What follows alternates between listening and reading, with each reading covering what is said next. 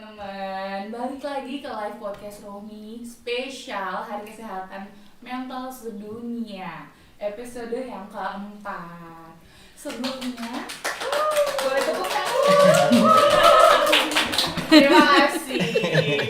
Oke, sebelumnya aku mau perkenalin diri dulu nih. Nama aku Nartiza, aku adalah mahasiswa Fakultas Psikologi UI tahun 2019 dan merupakan relawan di Romi. Pada hari ini aku akan menjadi moderator pada episode keempat. Nah, sebelum kita mulai lebih lanjut lagi, kita akan jelasin dulu siapa nih Romi dan kenapa kita bisa ngadain podcast. Jadi Romi ini adalah kelompok riset kesehatan mental komunitas di bawah naungan Fakultas Psikologi UI, dan Romi ini memiliki beberapa kegiatan. Ada kegiatan pengabdian masyarakat, ada kegiatan penelitian, dan berbagai kegiatan lainnya yang tujuannya untuk meningkatkan kesehatan mental di Indonesia. Nah, salah satunya adalah podcast hari ini, yaitu tujuannya untuk merayakan Hari Kesehatan Mental Sedunia pada tanggal 10 bulan ini. Kita mau ngerayainnya bareng teman-teman di sini karena Hari Kesehatan Mental Sedunia adalah hari kita semua. Asik. Oke, jadi di episode keempat ini kita akan membahas mengenai topik ekspresi diri melalui musik dengan narasumber Mbak Ani dan Pak Ibu. Halo. Oke, setelah tadi aku banyak mengenalkan tentang diriku, tentang Romi, sekarang boleh kita kenalan sama Mbak Ani dan Pak Ibu. Silakan Mbak dan Pak Ibu.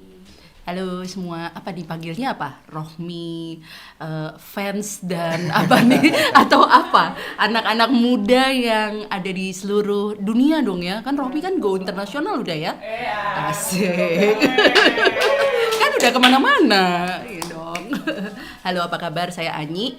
Ini Pak De Ibut. Kami biasanya dipanggilnya Kak Ani atau Pak De Ibut, Kak Ani dan Pak De Ibut gitu ya. Ditua-tuain gitu. Tua-tua. Dia maunya Kak. Iya. Oke, jadi Kak Ani dan Pak Ibu ya. Boleh diperkenalkan nih, aku dengar katanya Kak Ani dan Pak Ibu ini merupakan pendiri Yayasan Musik Anak Indonesia. Betul. Peduli Musik Anak Indonesia. Iya, betul. Oh iya, maaf ya, Yayasan Musik Peduli Musik Anak Indonesia. Peduli Anak Indonesia. Dan aku tahu Kak Ani ini sebagai psikolog pendidikan. Betul, psikolog pendidikan. Oke, apa kabarnya nih hari ini? Alhamdulillah baik, sehat mental? Amin. Sehat. Kayaknya sih sehat mental sih kayaknya. Alhamdulillah. Udah siap nih untuk berbagi tentang Siap. Iya. di sini. Oke. Ngomong-ngomong tentang ekspresi diri melalui musik. Saat ini ya di media sosial lagi rame nih ekspresi diri teman-teman remaja melakukan melalui TikTok. Kadang ada yang lip sync, kadang ada yang nari. Nah, mungkin kita hari ini mau tanya langsung nih ke Kak Ani dan Kak Boleh. Ibut, apakah ekspresi diri bisa hanya melalui TikTok saja atau bagaimana? Gitu. Seperti yang diketahui sebelumnya, Kak Ani dan Pak Ibut ini sering membuat musik tentang edukasi. Nah, kalau boleh diceritain, kapan nih pertama kali bikin lagu? Mungkin juga bagaimana bisa kepikiran untuk membuat lagu? Oke, kalau bikin lagu, kalau Pak De tuh, kalau Pak De Ibut udah dari 51 tahun lalu bikin lagu. Lama banget ya. Jadi Jadi waktu itu sebenarnya Kurang dekat, Om. SMP. Ya, waktu SMP itu pertama kali bikin lagu. Cuman tahunnya nggak usah sebutkan karena saya udah lupa. sebut saja 51 tahun lalu. Ya itu sih kalau cuman mau tahu pertama kalinya itu apa tadi, kemudian apa yang ini ya. Kalau bikin lagu yang bareng pertama kali tahun 2008 memang waktu itu sebenarnya bikin lagu barengnya memang sudah untuk lagu yang memang sudah untuk tujuan pendidikan dan pengasuhan, karena waktu itu memang untuk tugas kuliah sih waktu itu, buat tugas akhir waktu praktek gitu. Jadi itulah cikal bakal adanya si Yayasan Peduli Musik Anak. Jadi udah dari sejak kuliah itu ya, pikirnya untuk edukasi dan pengasuhan. Iya, kira-kira kurang lebih sih begitu. Oke, tadi kan Pendidikan dan edukasi pengasuhan. Kalau boleh tahu apakah ada manfaat yang lebih dalam lagi untuk dari membuat lagu tersebut dari Kak Ani dan Kak Ani? Kalau kami sih sebetulnya kalau di Yayasan Peduli Musik Anak sebelumnya gerakan dari tahun 2009 udah gerakan, terus tahun 2019 jadi yayasan gitu ya. Itu sebetulnya memang lagu-lagunya dibuat untuk mengeksplorasi dan mensosialisasikan pemanfaatan musik untuk pendidikan dan pengasuhan. Secara umum sih ada 3, musik sebagai alat komunikasi, musik sebagai alat pendidikan, dan musik sebagai alat untuk meningkatkan kelekatan, attachment antara anak dan orang dewasa di sekitarnya gitu. Jadi ada 3 ya tadi teman-teman, sebagai komunikasi, sebagai pendidikan, dan sebagai attachment antara anak dengan orang. Betul. Nah, di ekspresi dan komunikasi itu kemudian di remaja kita waktu itu kan ke anak gitu, untuk remaja juga gitu. Pada saat yayasan kami memang lebih juga mengembangkan kepedulian musik remaja. Ya waktu itu kita ngadain biasanya sasarannya itu orang dewasa untuk memanfaatkan musik sebagai alat pendidikan dan pengasuhan, tapi kita juga banyak ke remaja-remaja. Misalnya kayak di pernah beberapa kali kegiatan dengan anak-anak di Jawa Barat, kemudian di Maluku, kemudian anak-anak dari berbagai daerah di Indonesia dipanggil ke Jakarta untuk berkegiatan bersama, untuk itu tadi mengekspresikan diri melalui musik. Itu. Gitu. Jadi udah banyak juga dari daerah-daerah lain, bukan dari Banyak. daerah Jakarta aja gitu. Ngomong-ngomong tentang tadi Yayasan Peduli Musik Anak Indonesia, Pak Ibut kayak lagi pakai bajunya nih ya, DPMAI. Bagus banget. Iya, nanti cuman nggak cukup kalau yang ini. Oke, sebelum kita ngobrolin lebih lanjut nih tentang ekspresi diri melalui musik, mungkin aku boleh tahu dulu nih arti musik dari Kak Ani ataupun Pak Ibut masing-masing. Arti musik dalam untuk kita ya. Nah kalau dari kami ya sebenarnya tadi mengekspresikan diri, baik itu membantu, kalau dengan pendidikan kita tujuannya sebenarnya memasyarakatkan fungsi musik. Jadi musik itu kalau bisa ada manfaatnya kalau bagi saya gitu. Maksudnya kalau buat Padi itu musik tuh alat bantu gitu ya. Kalau definisi yang umum sebenarnya musik itu sesimpel ini loh, nada-nada yang teratur kira-kira gitu. Jadi musik itu jangan dibayangkan sesuatu yang sangat kompleks gitu, enggak gitu. Jadi sebetulnya sebuah satu nada pun tapi teratur itu juga bisa saja kemudian menjadi musik gitu. Kalau by definition gitu ya. Ya, kalau ada yang lebih baik lagi, ada definisinya selain nada musik yang teratur dan bermanfaat, ada yang tadi sebenarnya untuk mengekspresikan terutama emosi. Itu ada salah satu definisi itu. Nah, itu yang kayaknya yang jarang dieksplor tentang ekspresi, karena menggunakan sampai mempengaruhi emosi. Nah, itu juga mungkin yang kita bisa masuk ke kesehatan mental gitu. Iya, betul. Jadi kalau untuk secara penjelasan umumnya adalah nada-nada yang teratur tapi masih luas lagi, bisa jadi sebagai alat bantu, bisa untuk mengekspresikan diri, dan bisa jadi sebagai yang akan kita bahas juga. Pinter ya moderatornya Rockmi, ya ampun. Aduh. Makasih. Sebenarnya juga ya.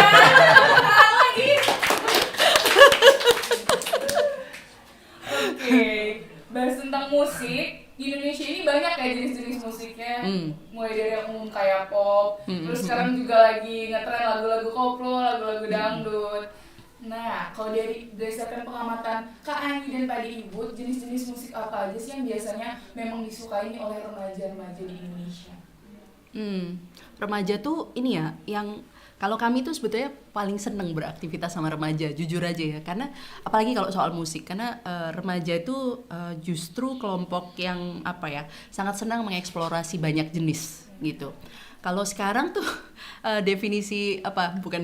tapi pengelompokan jenis musik gitu ya, itu sampai ada istilahnya musik TikTok gitu. Jadi apapun yang ada di TikTok, apapun yang ada di Reel tuh jadi kesenangannya atau jadi trennya musiknya remaja gitu. Tapi kalau di kami berdua sebenarnya kami tidak dan banyak teman lain sebetulnya kami tidak terlalu melihat pengelompokan musik lagi, karena sebetulnya kalau ngomongin pengelompokan musik itu tuh ranahnya industri ya. Industri, ya. Itu kan kepentingannya untuk survei pasar. Segmentasi. Segmentasi lagu mana sih yang laku gitu.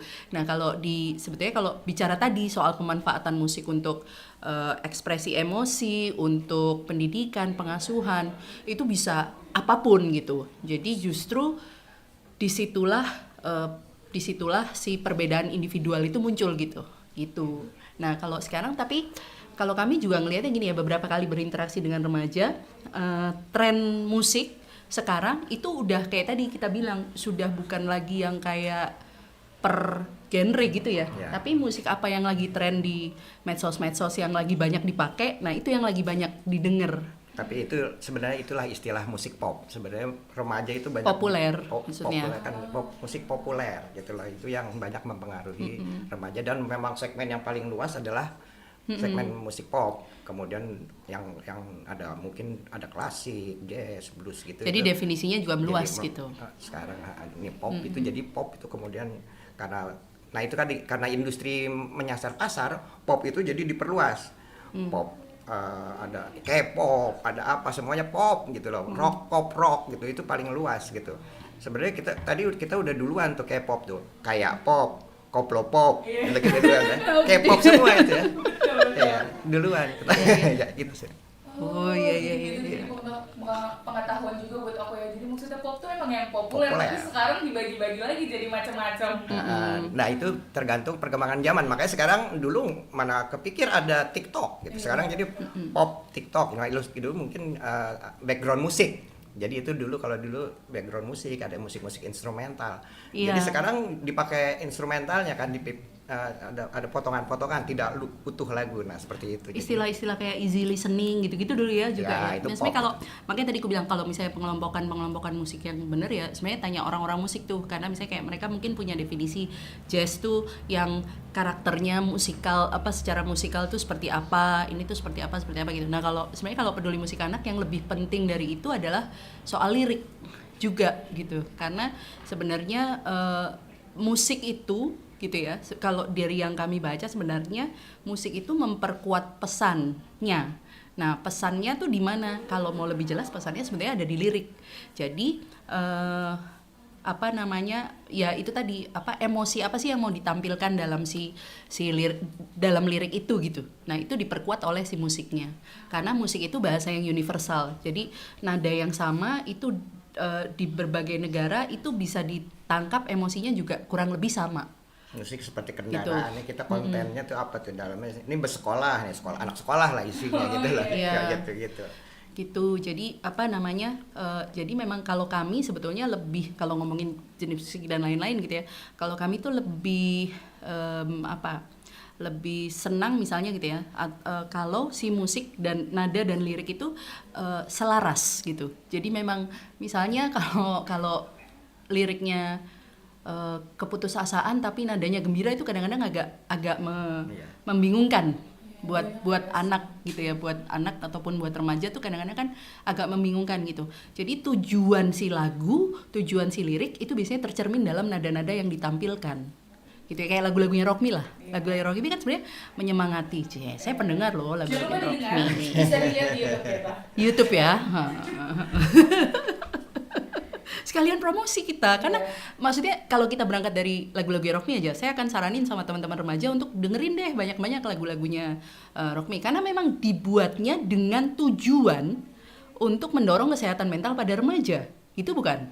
Ada penciptanya di sini beberapa ya kan saya lihat. Nah jadi dan karena yang membuat juga belum lama-lama amat dari masa remaja, belum lama-lama amat mentas dari masa remaja gitu ya.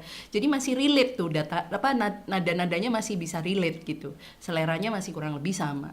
Dijadiin bahan buat lagu buat joget-joget di TikTok ataupun Reels juga cocok. Jadi pakai aja kalau menurut saya sih begitu. Sebenarnya yang jarang juga dikelompokkan adalah musik seperti musik yang terapi sebenarnya, yang ekstrimnya ya. Jadi ada sampai yang ekstrimnya itu sebenarnya musik terapi yang beneran terapeutik. Jadinya sangat individual, sangat teman. Sekarang musik-musik terapeutik itu di luar udah dipakai healing music. Nah itu kan lekat dengan emosi, dengan ekspresi di itu. Nah di kita di Indonesia ini ada teman saya namanya Didi AGP yang bikin bikin musik itu keren karena kemudian aplikasi-aplikasi tradisi musik misalnya terapi air berendam dan lain-lain zaman dulu gitu itu diaplikasikan di musik. Jadi unsur-unsur frekuensi. Jadi nah ini yang sebenarnya jauh dari pop. Nggak akan anak-anak muda nggak akan itu dan segmen nggak pasar semua cocok.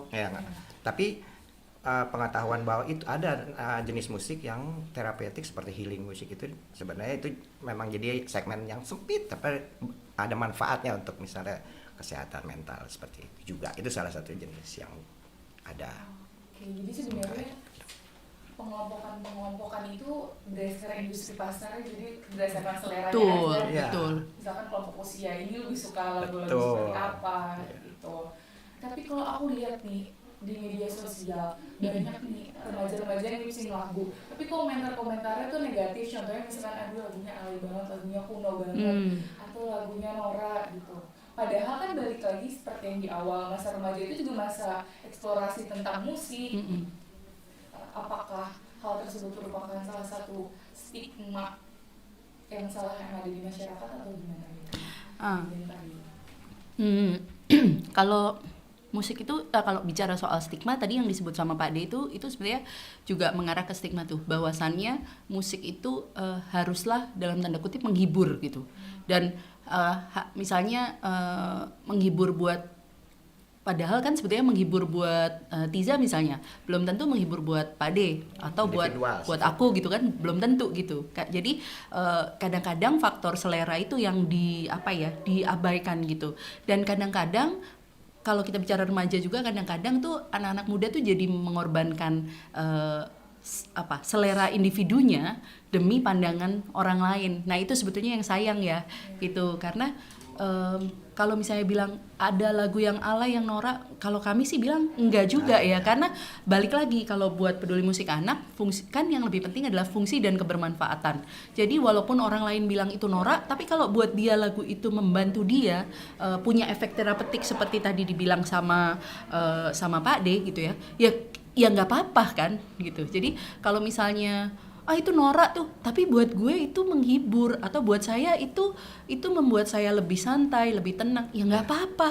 Peduli amat orang ngomong apa. Nah itu tujuannya Yayasan Peduli Musik Anak. Kalau diterjemahin memang banyak pengaruh di remaja ya gitu, komen-komen gitu ya.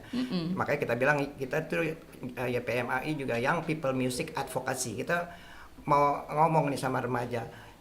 Dari awal musik itu bukan untuk tadi alat agresif, tapi untuk pemanfaatan sendiri gitu. Ini kan jadi ini salah satu gejala media sosial yang dampaknya macam-macam, bukan cuma ke musik aja gitu ya. Tapi di musik itu sebenarnya itu yang kita coba minta diamalkan gitu. Musik itu untuk manfaat sosial individu, dan kalau bisa punya dampak sosial. Di terakhir ini di dunia musik itu dikenal ada musiking. Nah ini yang sebenarnya perjalanan, jadi bukan Indonesia aja yang komen itu, semuanya dia itu perjalanan mengembalikan musik ke fungsinya. Itu perjalanan panjang sih, ini seluruh dunia, makanya ada musiking. Mereka mulai mengembalikan musik-musik lokal seperti itu.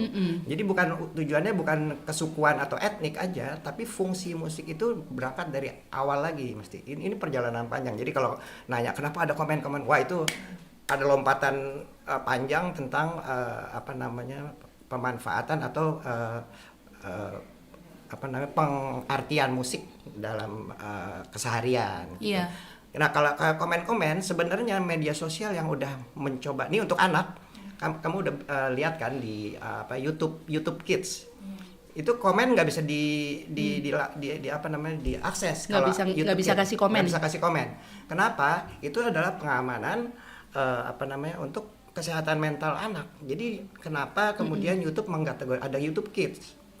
Jadi itu kepedulian salah satu provider media sosial terbesar yang dulu sebenarnya termasuk di SU juga banyak dituntut. Sekarang sebenarnya TikTok, tapi TikTok masih tidak peduli karena lagi seru-serunya ini. Maksudnya Pak De, karena komen-komen seperti yang disebutkan tadi, ketika itu masuk di materi untuk anak, itu efeknya lebih besar Lebih panjang lagi. daripada ketika ke orang dewasa gitu.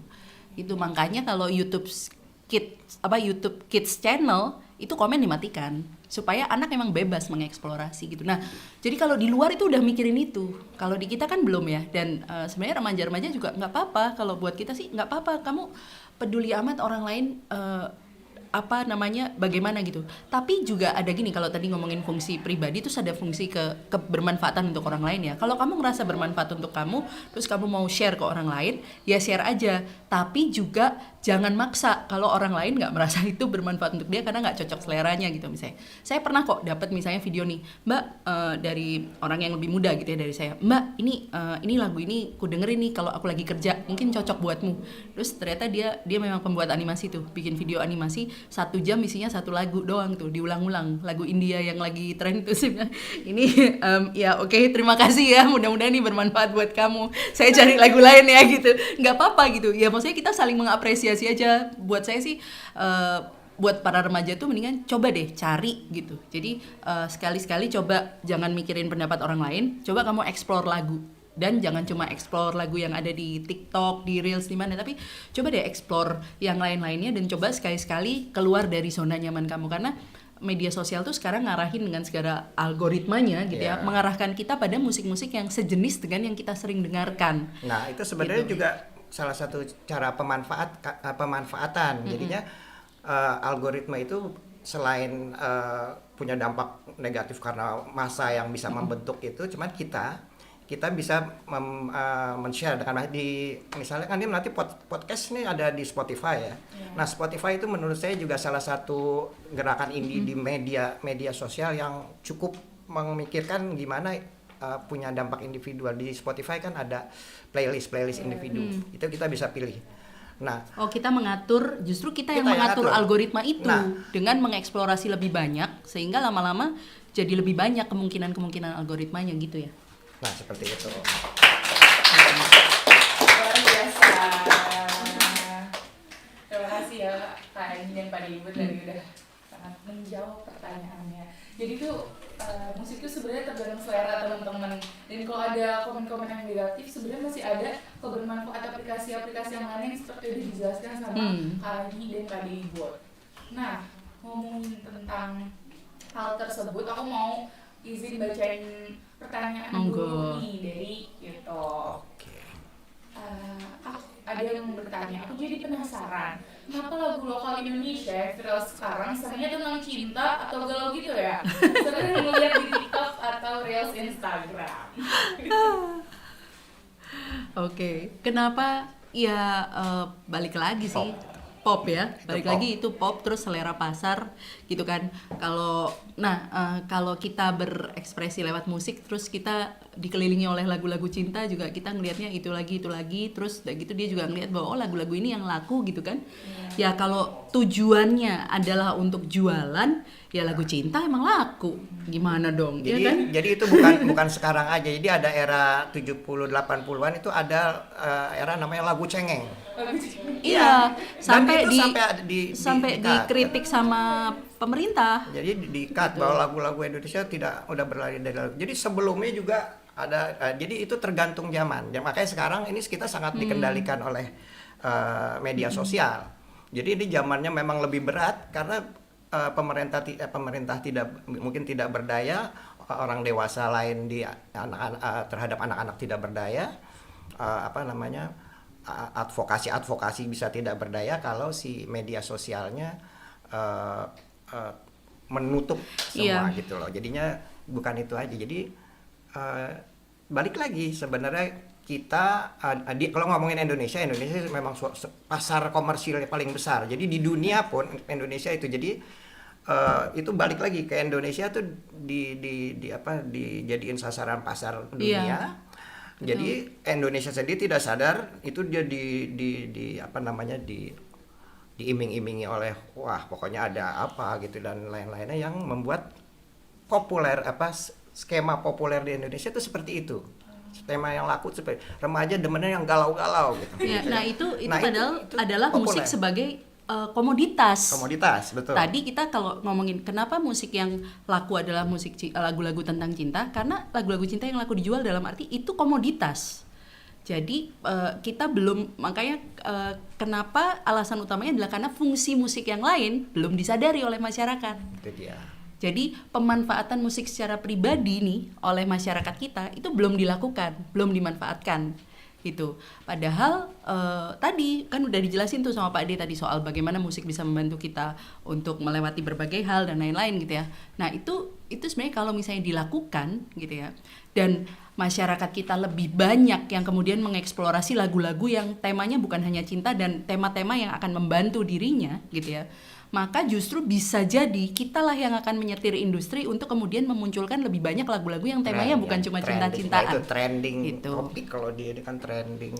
Jadi kita yang menuntut, kita yang minta. Jadi kalau buat bayangan saya sih, misalnya kayak lagu-lagu rock me lagi balik lagi gitu. Kalau misalnya remaja-remaja memang banyak kedengerin dan ternyata kemudian ini mendapatkan manfaatnya. Nah, mendapatkan manfaatnya dan ini loh lagu-lagu yang kita butuhkan. Kita bisa loh meminta lebih banyak lagu-lagu seperti ini dengan cara yaitu tadi membuatnya populer.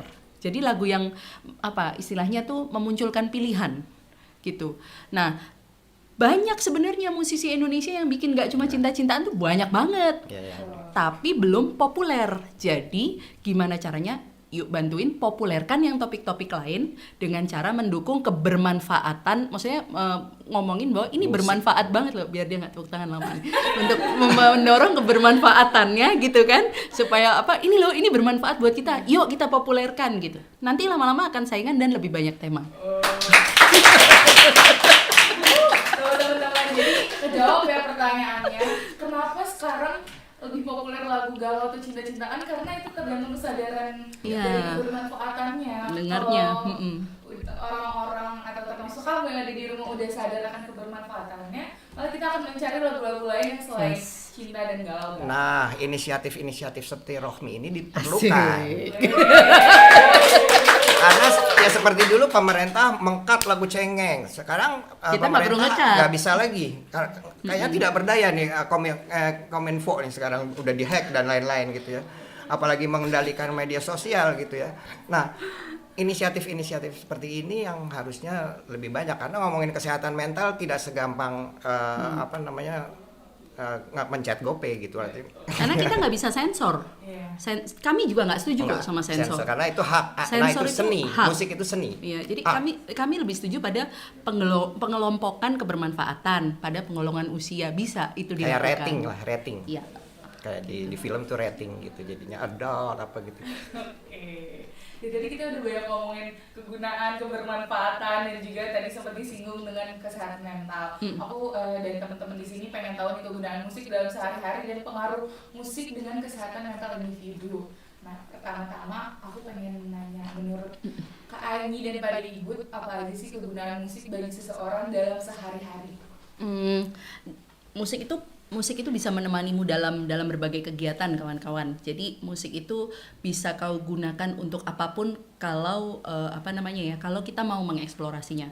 Kalau nyaman ya gunakanlah musik untuk menemani belajar, menemani beristirahat gitu kan. Tapi ya sesuaikan dengan kebutuhannya. Misalnya kalau lagi mau belajar gitu ya. Kan ada yang sukanya dengerin lagu-lagu yang yang menenangkan gitu. Tapi kalau terlalu menenangkan yang ada malah ketiduran gitu kan, malah ngantuk. Pasti pernah kejadian deh sama Tiza dan kawan-kawan lain gitu ya. Jadi maksudnya eksplorasi aja. Musik itu fungsinya apa? Fungsinya adalah membantumu mengatur suasana hati lah gitu ya. Mengatur suasana hati untuk mempersiapkan diri menuju ke kegiatan yang akan dilakukan. Ya tadi misalnya buat belajar. Kalau buat belajar tuh dulu nih pengalaman pribadi saya, kalau buat belajar saya dengerin lagu yang saya suka gitu, terus ada liriknya yang ada saya ikut nyanyi, akhirnya saya nggak belajar gitu. Jadi mendingan saya ganti lagu deh, lagu yang misalnya instrumental doang atau lagu yang liriknya emang misalnya bahasa Belanda gitu yang saya nggak ngerti gitu. Jadi saya benar-benar bisa belajar dengan optimal gitu. Kalau mau istirahat ya jangan cari lagu yang misalnya maju tak gentar, nggak tidur maju gitu. terus gitu, makin semangat gitu sih. Jadi kalau kembali ke si ininya peduli musik anak, memanfaat untuk pendidikan dan pengasuhan. Jadi yang jangan dilupakan adalah pendidikan seperti lagu remaja bisa aja bukan hal-hal yang pendidikan yang kayaknya formal seperti itu, bisa aja dengan bahasa yang slang, bahasa sekarang gitu, tapi ada manfaat, nilai tambah lah kalau gitu isinya konten. Kalau di anak-anak, nah di anak-anak kita bikin lagu-lagu untuk pendidikan, untuk beraktivitas. Nah yang paling krusial adalah mendekatkan orang tua dan anak sejak dini. Jadi urusan attachment ini sebenarnya itu salah satu penelitian musiknya dia, teori-teori yang didapat dari penelitian Mbak Anyi waktu itu gitu loh. Tugas akhir dulu. Tugas akhir. Jadinya kalau sekarang banyak juga remaja galau, orang tuanya bingung. Nah, attachment-nya artinya dulu nggak dibentuk nih, cuman ini agak telat. Nah, sekarang orang yang Tapi telat bukan ini berarti nggak bisa. yang telat ini sebenarnya harus lihat apa tadi. Anda dimanfaatkan lalu memanfaatkan media sosial. Itu tadi saya bilang, kalau kita mungkin sekarang bukan cuman YouTuber aja, mungkin Spotifyer playlist misalnya. Anda bisa bikin playlist yang sangat dibutuhkan oleh remaja-remaja belajar, remaja-remaja galau kalau playlistnya kuat gitu, seperti itu. Tapi ya ini hanya bisa dilakukan dengan orang-orang yang mengenal kesehatan mental seperti Rohmi. Asik. Digede-gedein aja. Dan Rohmi, pokoknya jangan lupa dengar. Subscribe juga Iya, YouTube-nya, betul. biar tahu update-an dari kita. Oke. Jadi tadi kalau aku boleh simpulin nih, dalam kegunaan musik sehari-hari ini sebenarnya bisa disesuaikan dengan kebutuhannya. Yes. Bisa untuk menemani kalau lagi mau tidur, lagi mau belajar gitu, juga bisa untuk mengatur suasana hati teman-teman. Nah khususnya pada remaja ini tadi yang sempat disebutkan oleh Kak Ani dan pada Ibu itu untuk pendidikan dan pengasuhan dan juga attachment antara anak dan orang tua. Ataupun anak dan maksudnya ataupun untuk Sesama sesama remaja ya. remaja. Jadi kalian bisa mendengarkan musik bersama-sama. Mendengarkan musik bersama-sama aja itu sebetulnya sangat bermanfaat buat meningkatkan kelekatan di antara orang-orang yang mendengarkan gitu. Karena berbagi emosi yang sama karena musiknya sama gitu. Itu tadi konsep musiking yang sekarang lagi Itu namanya musiking. dunia. Jadi nonton memainkan musik bersama, sharing. Nggak itu harus emosi nyanyiin dan ya, ekspresi. joget juga bisa. Ya, gitu merespon musik. Cuman itu dapat komunitas, makanya pas banget dengan mental health community ya, Community mental health. Ya, seperti itu pas banget sebenarnya si musiking ini dengan konsepnya rock. Iya betul tuh. Apalagi sekarang aku lihat di media sosial juga banyak orang yang katanya mau healing akhirnya karaoke bareng temen-temennya nyanyi. Mau healing akhirnya hilang. Aduh, Sedih. jangan healing hilang. Sedih. Paling enggak jangan huling lah. Gimana? Oke, kalau tadi kita udah bahas tentang kegunaan musik sehari-hari ya, dan untuk remaja juga. Nah, kalau pengaruh langsungnya musik pada kesehatan mental individu menurut Kak Ani dan Pak Ibu gimana? Ini kalau di remaja itu jadi gini, kalau yang saya temukan ya gitu, remaja ini kan lagi seru-serunya nih ya urusan perkembangan emosi gitu ya, terus belajar interaksi sosial dengan teman sebaya ataupun dengan orang lain gitu ya. Nah biasanya orang-orang tuh, orang dewasa ataupun orang lanjut usia tuh kalau ditanya musik apa yang paling diingat atau paling berkesan atau paling ini kayaknya saya banget gitu ya, itu adalah musik yang dia dengar waktu remaja loh ternyata gitu. Jadi musik untuk remaja itu penting banget untuk mereka merasa nyaman dengan dirinya deh, minimal gitu. Merasa nyaman dengan dirinya, dia mencari mengeksplorasi musik-musik yang ini kayaknya aku banget nih gitu. Dan aku banget itu nggak harus satu lagu loh. Misalnya kamu boleh punya lagu untuk belajar, kamu juga boleh punya lagu untuk ini kayaknya kalau aku lagi galau. Ya nggak harus cuman satu lagu ya. Iya, disesuaikan dengan situasi dan kondisinya. Atau bisa aja kalau kamu bisa main musik, kalau saya dulu waktu kecil ya, waktu sampai SMP gitu, kalau misalnya saya lagi kesel banget gitu ya, saya dulu mainnya piano tuh, nggak jago-jago amat piano, tapi bisa lah gitu main gitu ya. Itu saya akan mainin satu lagu yang sama, dari kenceng banget saya banting-banting tutsnya, sampai lama-lama menjadi makin pelan gitu, terus pelan banget, terus naik lagi ke yang normal, misalnya kayak gitu, boleh aja kayak gitu. Atau kalau sekarang kalau lagi kesel misalnya pasang headphone terus dengerin lagu yang bikin kita goyang dan ngeluarin emosi gitu, itu cukup membantu minimal untuk mengkatarsis ya istilahnya, mengeluarkan sebuah emosi dulu gitu sih. Kita Jadi kembali yang positifnya juga bisa balik lagi. Jadi memang contoh yang agak baik playlist itu. Kalau kita ngumpulin lagu-lagu yang kita suka, itu jadi seperti mengembalikan kita ke kenangan yang indah, yang bagus. Iya. Gitu. Jadi itu yang menenangkan. Kalau kita lagi itu juga bisa aja kita mencari ya kayak kalau istilahnya ini apa anchor gitu.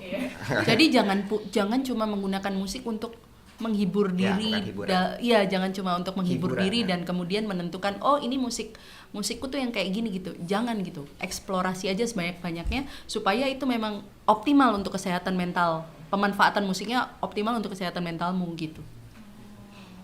Berarti kalau untuk dalam mengekspresikan diri melalui musik tuh nggak perlu harus memainkan ya, bisa tadi Nggak perlu. dari situ bisa memainkan, bisa mendengar, bisa dengan membuat Joget-joget playlist pun seperti bisa. itu, joget-joget juga bisa gitu. Atau tadi yang sampai yang paling ujungnya adalah dengar terapi ini selain pasif mendengarkan, dia juga ada unsur-unsur meditatif yang aja itu kan susah kalau kita bilang waduh meditasi, waduh susah, gue nggak susah Atau konsentrasi. bikin aja sendiri kalau dirasa nggak ada yang cocok. Atau cari Kan yang nggak paling- harus didengerin orang dan disukai orang, tapi kalau itu kamu suka, itu karyamu sendiri nggak apa-apa, Jadi bikin aja sendiri. itu dasarnya terapi musik sebenarnya. Jadi hal-hal yang meditatif Musikin. di musik ya, jadi salah satunya gitu. Ekstrimnya bisa aja sampai yang tidak kita pernah kenal, cuman enak kok ya untuk tidur, untuk galau gitu, tapi galaunya tidak sampai ngajak itu, tapi malah menenangkan gitu. Ngampung, Jangan makin ya. narik ke bawah. Ya, mengapung. Jadi nggak apa-apa kamu kalau lagi sedih, lagi lesu, kamu dengerin lagu yang agak mendayu-dayu sedikit nggak apa-apa, tapi jangan lupa untuk bangkit dan dengarkan lagu yang bisa menyemangatimu. Nggak harus maju tak gentar juga, tapi ya Indonesia Raya boleh lah gitu ya. Cuman maksudnya Maju tak mundur. Maksudnya carilah lagu yang kemudian ya itu tadi mampu menarik Mencari. emosimu lebih positif gitu. Wah, banyak banget nih macam-macamnya cara mengekspresikan diri melalui musik. Nah, untuk terakhir nih, aku pengen nanya sama Kak Ani dan Pak Dibut, ada nggak tips untuk remaja-remaja di Indonesia yang mungkin ingin mengekspresikan dirinya melalui musik, tapi mungkin bingung atau nggak tahu mulai dari mana? Mungkin mau minta tipsnya nih sama Kak Ani dan Pak Dibut.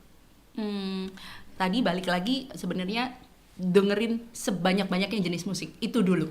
Jadi dengarkan sebanyak-banyaknya jenis musik, dengarkan selain musik-musik yang sudah dianjurkan oleh si aplikasi-aplikasi tertentu, kamu bisa tanya sama teman-temanmu, kamu sukanya lagu apa, atau tanya sama orang tua, tanya sama orang-orang yang nggak dipikirkan, atau kalau lagi duduk di angkutan umum, tanya orang sebelahnya sukanya lagu apa, terus coba dengerin. Jadi eksplorasi sebanyak-banyaknya lagunya gitu ya. Kemudian kamu bisa musiking gitu. Kamu bisa mulai menghayati si musik, bisa nyanyi dan lain-lain, dan yang terutama adalah tadi bisa mulai memilah dan memilih musik sesuai dengan kepentingan.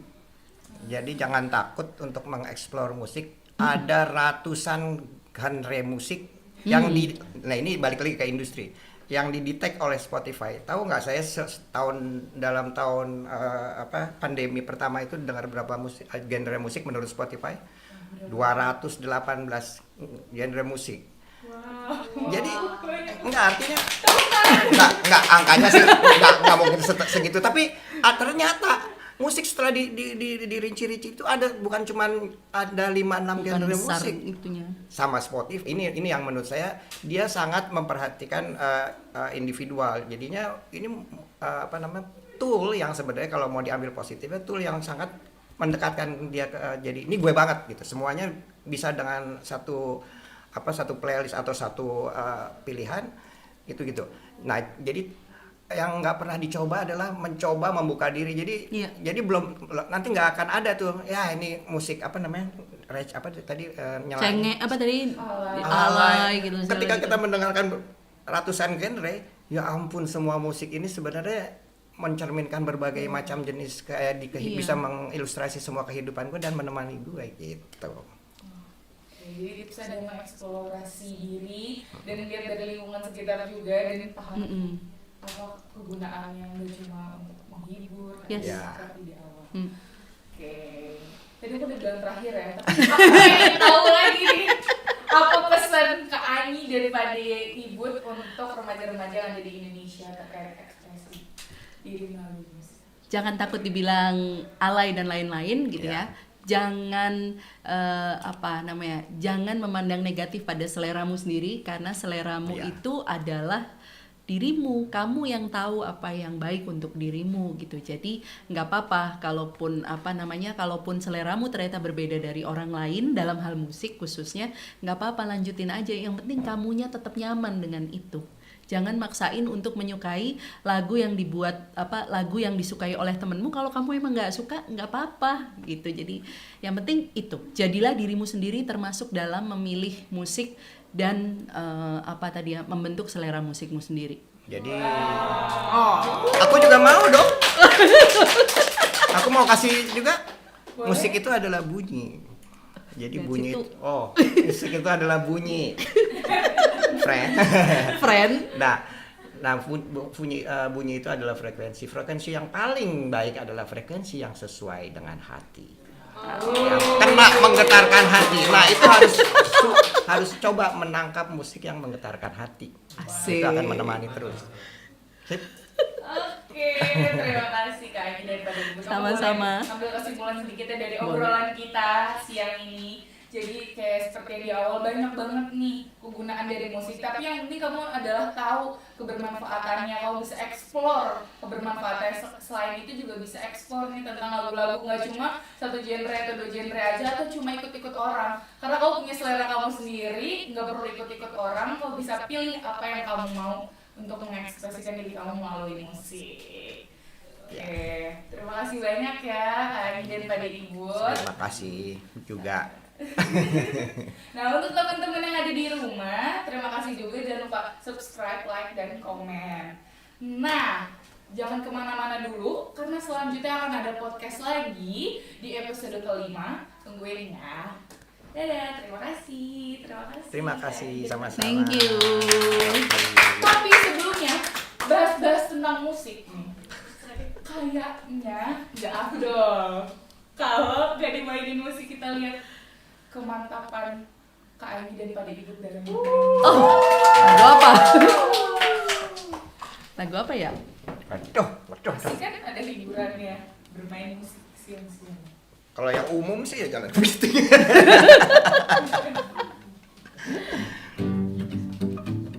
Oh, ini lagu buat Remaja, benar. remaja. Ini buat lagu-lagu remaja-remaja yang Nih kalau misalnya kamu suka sama orang, lalu ternyata orangnya udah ada yang punya. Aduh. Semangatilah dirimu sendiri dengan lagu ini. Jadi jangan putus asa, tapi putus saja.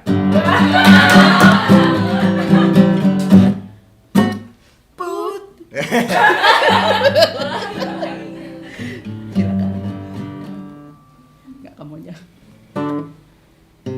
Ketinggian, Bukan tahu. Putus saja dengan dia. Ia belum dewasa, kan membuat dirimu menderita.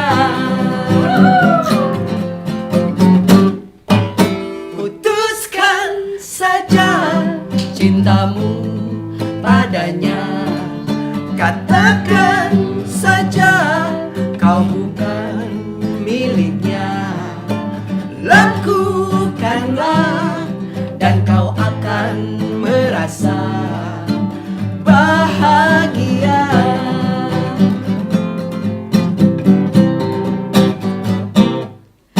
Inilah aku yang lebih dewasa dan lebih perkasa. Inilah aku lebih berpengalaman 1000 jam.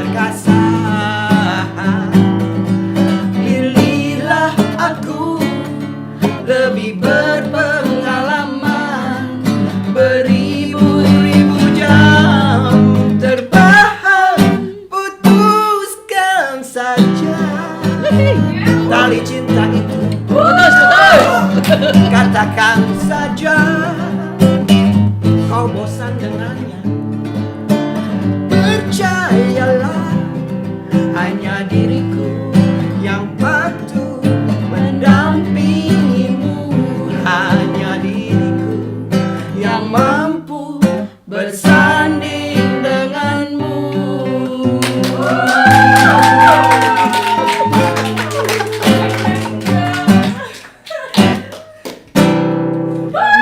Kayak gitu. Jangan putus asa tapi putus aja. Keren banget, terima kasih banyak. Sama-sama. Sukses Rohmi. Sampai ketemu di podcast selanjutnya. Tetap di sini ya.